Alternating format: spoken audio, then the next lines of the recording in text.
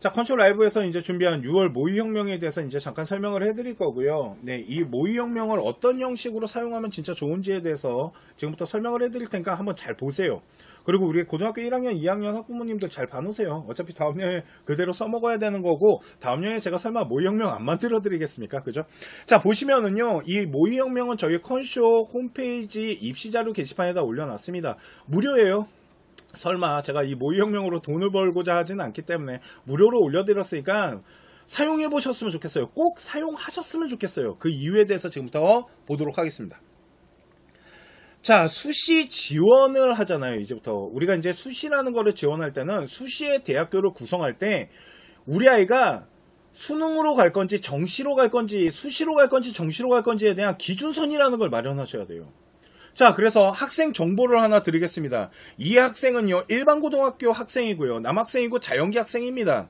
가고자 하는 학과는 전자공학과를 일단 1순위적으로 생각하고 있고요. 주요 내신을 계산했더니 1.75등급 정도가 나옵니다.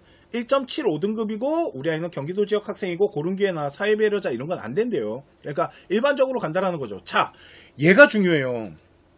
수시를 하는 데 있어서는요, 저희가 이제 수시를 준비하잖아요. 그랬을 때 몇 장의 카드를 줬냐면 6장의 카드를 줬습니다. 그죠? 6장을 집어넣을 때 안정권이라는 걸 형성해야 되잖아요. 그래서 그런 얘기 들어봤죠. 저희 컨쇼는 이거를 상중하라고 하고요.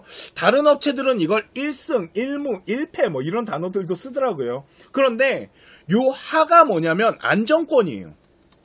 우리 아이가 대학교를 지원했을 때 이 대학교를 지원하면 안정적으로 합격할 수 있는 확률이 높다라는 거죠. 그런데 문제는 뭐냐면 수시를 하는 데 있어서 우리가 지원할 때 학생부 종합전형이라는 거를 지원했을 때는요, 학생부 종합전형은요, 정량적 부분도 들어가지만 정성적 부분의 평가가 워낙 많이 들어가요. 학업 역량, 전공적합성, 인성, 발전 가능성 이런 것들을 다 평가한단 말이에요, 대학이. 그러다 보니까 뭐가 많냐면 변수가 엄청 높아요. 그러니까 학생부 종합전형으로는 학종으로는 안정권을 형성한다는 것 자체가 불가능해요. 막말로 우리 아이가 면접장 가서 무슨 짓을 할 줄 알고 그잖아요. 걷다가 하필이면 우리 아이 생기부나 자소서를 분석한 사정관이 우리 아이 생기부를 높게 평가를 안 할 수도 있잖아요.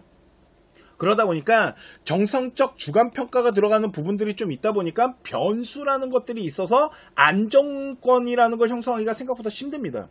제가 컨설팅할 때 이런 얘기를 할 때가 있어요. 이 정도 성적에 이 정도 생기보면 합격해야지 정상입니다.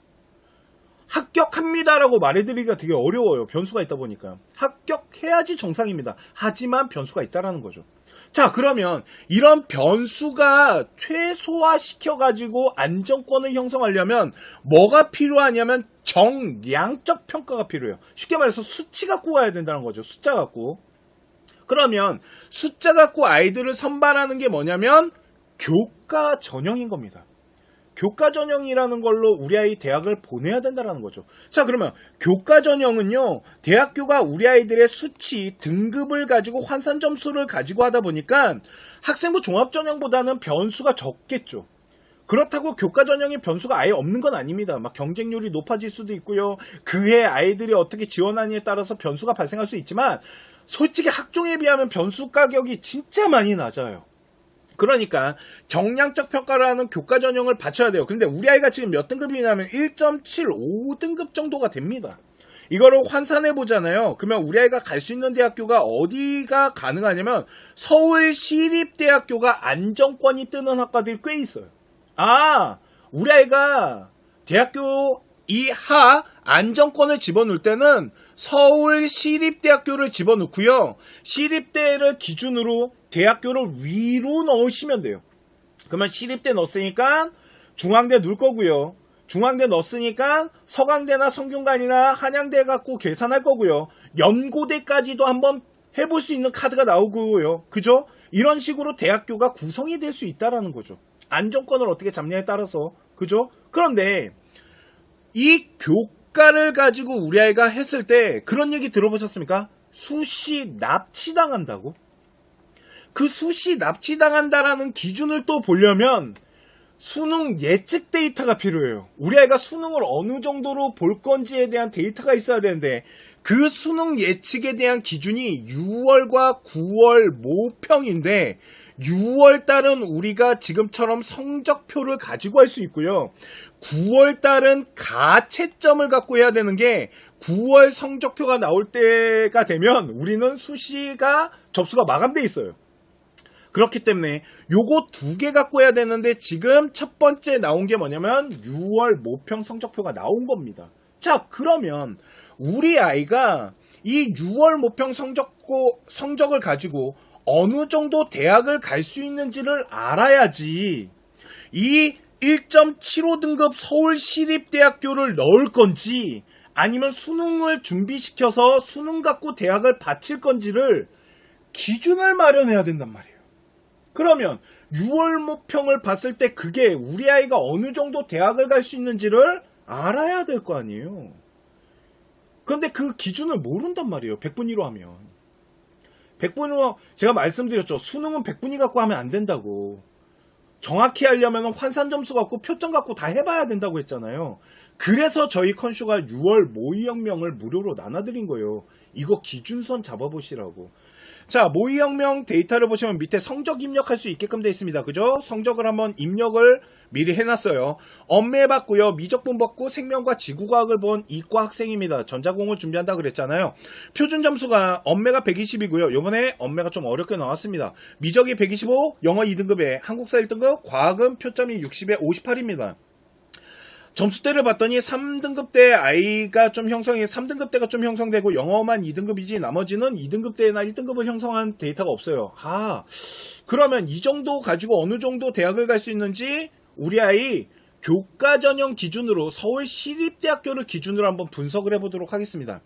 자, 여기 보시면은요, 서울시립대학교가 있어요. 서울시립대학교가 우리 아이가 전자전기공학과가 아마 계산기를 두들겨 봤을 때 1.7이면 충분히 해볼만 할 겁니다.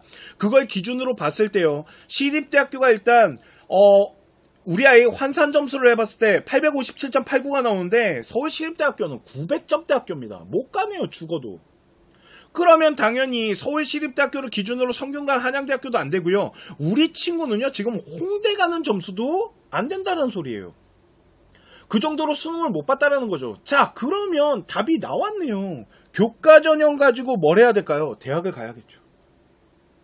그잖아요. 그러면 우리 아이는 수능에 대한 준비를 한다기보다는 교과로 가는 거를 준비하는 게 훨씬 유리하죠. 그런데 이 친구의 문제점이 하나 더 있었던 게 뭐냐면, 아까 우리 아이 이 등급이 어떻게 나왔냐면요, 3, 3, 1, 한국사 뺄게요. 3, 4 이렇게 나왔어요.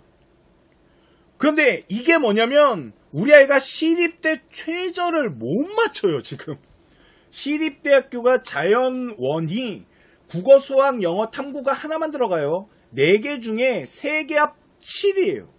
그러니까 뭘 공부해야 되냐면 최저라는 걸 공부해야 되는 거예요. 이 친구는.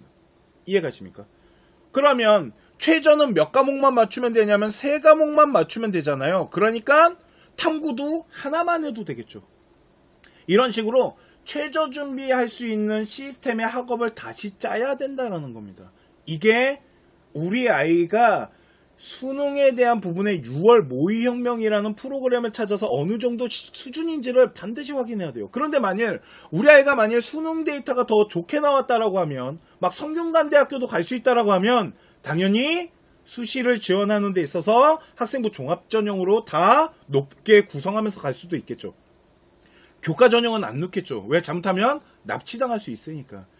이거의 기준선을 잡아드리기 위해서 저희 컨쇼가 6월 모의혁명을 제공해드린 겁니다. 그것도 무료로.